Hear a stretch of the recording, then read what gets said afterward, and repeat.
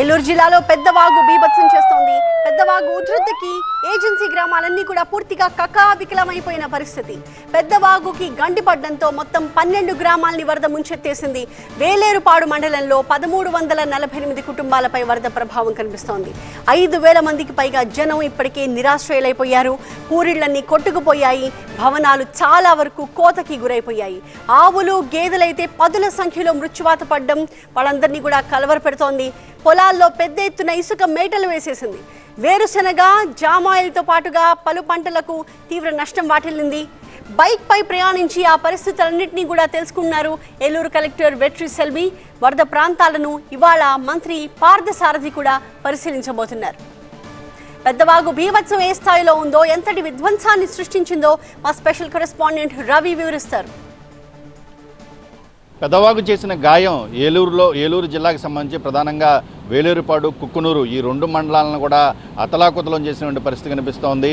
ఒకవైపున గడిచిన 3 రోజులుగా కూడా కుండపోత వర్షం కురిసింది. దీనికి తోడు పెద్దవాగు ప్రవాహం వరద మొత్తం కూడా ముంచెత్తడంతో ఎక్కడికక్కడ మొత్తం ప్రజలకు సంబంధించిన ఆస్తులన్నీ కూడా నీట కొట్టుకుపోయినటువంటి పరిస్థితి కనిపిస్తోంది.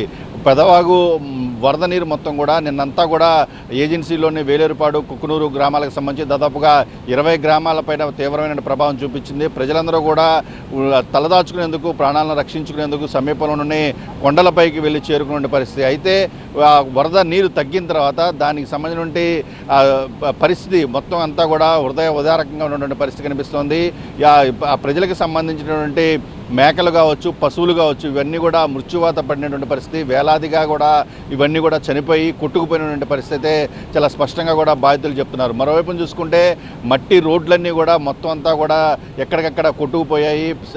తారు రోడ్లు కూడా మొత్తం అంతా కూడా బేటల వారిపోయి మొత్తం అంతా కూడా కొట్టుకుపోయిన పరిస్థితి కనిపిస్తుంది. అన్ని చోట్ల ప్రధాన రహదారులు, కల్వర్ట్లు ఎక్కడ ఉన్నాయో కల్వర్ట్లకు సంబంధించి అనుసంధానంగా ఉన్న రోడ్లన్నీ కూడా మొత్తం కూడా చిన్నాభిన్నం అయిపోయినటువంటి పరిస్థితి కనిపిస్తోంది. ఇక పూర్తిగా కూడా వ్యవసాయానికి సంబంధించిన పొలాలు ఏవైతే ఉన్నాయో ఆ పొలాల్లో ఇసుక మేటలు వేసింది.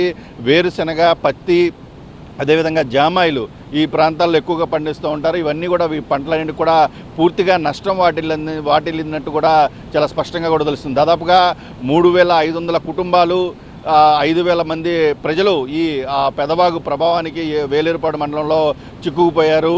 అయితే మరోవైపున అధికార యంత్రాంగం కూడా వీరికి ధైర్యం చెప్పేందుకు నిన్న ఉదయం నుంచి కూడా తీవ్రంగా కూడా ప్రతి గ్రామానికి వెళ్ళి కూడా బాధితులను పరామర్శించేందుకు జిల్లా కలెక్టర్ వెట్రి సెల్వి, అదేవిధంగా ఎస్పీ, ఇతర ఐటీడీఏ అధికారులు మొత్తం అందరూ కూడా బైకుల మీద తిరుగుతూ కూడా ప్రజలకు సంబంధించి సూచనలు చేసి వారందరినీ కూడా పునరావాస కేంద్రాలకు తరలించే ప్రయత్నం అయితే చేశారు. మరోవైపు చూసుకుంటే ఎవరైతే గర్భిణీలు ఉన్నారో, శిశువులు ఉన్నారో వీరందరినీ కూడా ముందస్తుగా పునరావాస కేంద్ర ఆసుపత్రులకు తరలించి అక్కడ వీరికి కావాల్సినటువంటి సదుపాయాలు గర్భిణీలకు ప్రత్యేకంగా కూడా చేస్తున్న పరిస్థితి కనిపిస్తోంది.